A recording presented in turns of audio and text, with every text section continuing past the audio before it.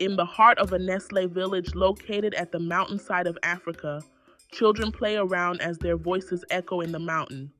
Three virgins, Aqua, Shanita, and Kesia, have been chosen to marry the gods of the land. Against their wish, these three virgins had no choice than to agree to the request of the gods. They will be dedicated to the gods all their lives without a chance to marry the man of their dreams. The three virgins decided to run away from their village on the day of the ceremony. On the day of the preparation, villagers gathered at the market square. The chief priest and the elders of the community were all seated. Aqua, Shanita, and Kessia were seated in a hut where they were dressed while waiting for the ceremony to begin. Now, with three of them left in the room, Kessia looked at Shanita and Aqua and said, "Now is the time. We might not have another chance to escape again." "But a guard is at the door," Shanita whispered. "I will send him to my mother to get me a new bead. We will escape before he comes back." Kesia went outside to send the guard to her mother. "Please, can you go to my mother to get a new bead?" he asked the guard. "I will go to your mother for you." The guard replied and took his leave to meet Kesia's mother. These three virgins ran as fast as their legs could carry them towards the outskirts of the town. The guard returned into the hut to find it empty. "They have escaped," he exclaimed in shock. The village guards were sent out to search for the three girls, but they were not found. The night was drawing near, and three virgins were still hiding inside the bush. They decided to leave the village as soon as it was dark enough. By this time, the guards would have returned back to the village. "Let us go," Kesia said to the other girls. The journey was rough and tiresome. As they made their way out of the town through the bush, Shanita hurt her legs and cried out in pain. No, I can't go on again. I'm tired." Shanita sobbed quietly. "Snap out of it. We need to get out of this town before daybreak. Do you want us to be caught?" Kesia calmed down. Akua said quietly. A thorn pierced her legs. "I know, but this is not the time to give up," Kesia said impatiently. "Let's help her." Aqua held Shanita's arm across her shoulder and they followed Kesia from behind. Soon, they reached the river at the end of their village. Kesia turned back to look at the other two girls. "As soon as we cross this river, we are out of the village. Now, let's go." "But wait, I can't swim. I'm scared of waters," Akua said. "Oh, it's you this time," Kesia spoke in anger. "Let your friend help you this time. You will meet me at the other side of the river." Akua thought about how Kesia could be so heartless. "Perhaps she is desperate to leave this village at all cost," Shanita said. The two friends struggled together to walk through the heavy waters. Kesia, who had gotten to the other side of the river, watched them as they both struggled to get out of the water. "Hold my hand," Kesia shouted as she moved to their side to help them. Finally, they get out of the water, and the three friends continued their journey into the world of the unknown. The journey out of the bush was quite hectic. They were thirsty and hungry, and the sun burned their skin. It was already dark, so they decided to take a rest under a big tree. Early the next morning, they found themselves tied down. Two men were standing over them, waiting for them to be awake. "Who are you, and why are you on our land?" one of the men asked. "Please, we are harmless," Okua said, feeling frightened. "No one in this land dares step on this land. So where are you from?" "We are lost. We don't know where we are." Kesia said. Shanita, who was already in tears, begged them to let her go. "We will let you go on one condition," the other man said. "Yes, whatever you ask, we will do it," Kesia said confidently. "You are beautiful ladies. Why don't you spend this night with us?" "Never," Kesia shouted. "We will do no such thing." "Shut up. Do you know the gravity of the offense you have committed?"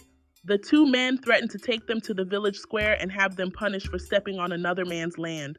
They decided to leave them tied down and to come back for them later.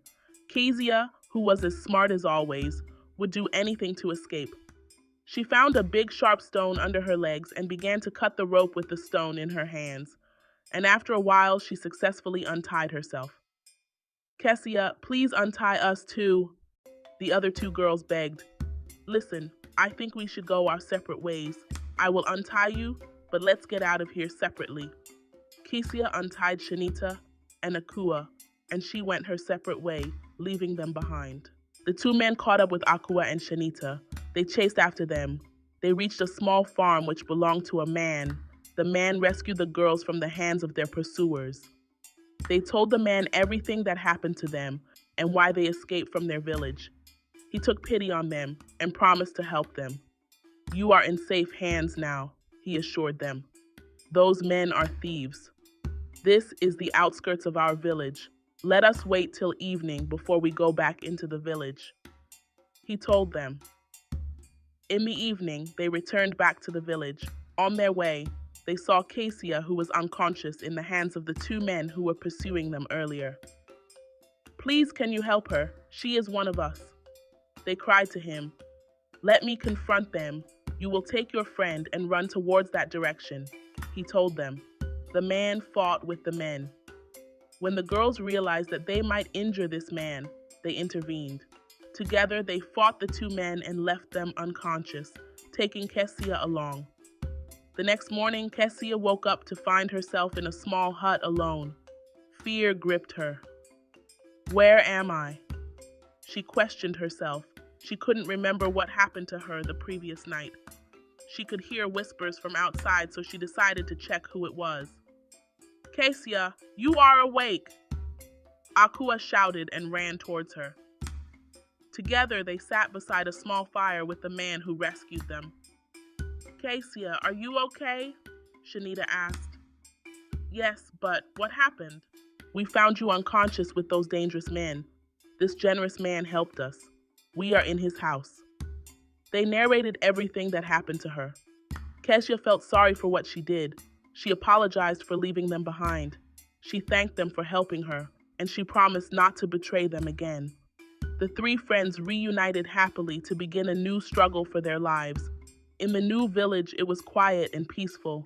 They told the few villagers they met that they came from a very far village. They took pity on them and accepted them into the community. Shanita often told them she missed the mountains in her village. Kesia as well missed her mother, but she was sure her mother understood why she had to run away for her life. Akua said she was just happy to be free from the bondage she almost got into.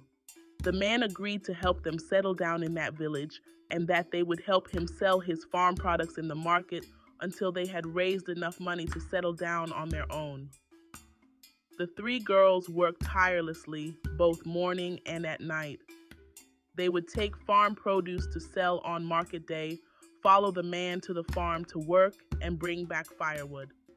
One night, Kesia called her friends to discuss with them. I want to join the palace maids contest, she said quietly.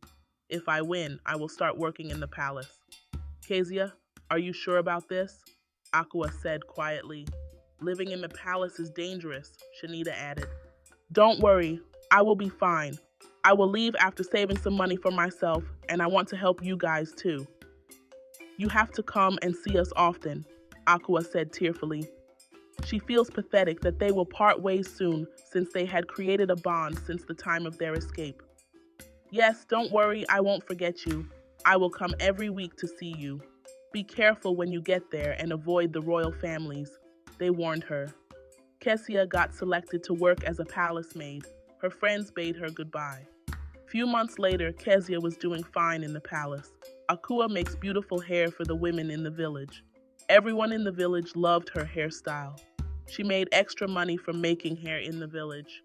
A young man showed interest in Akua and he talked to her about it. She was scared to tell him the truth. She finally opened up to the man. He promised to have a fresh start with her. He promised to make her happy. Soon, they got married. Kesia and Shanita were so happy for her. Shortly after, Shanita followed Kesia to work in the palace, and they lived together happily after.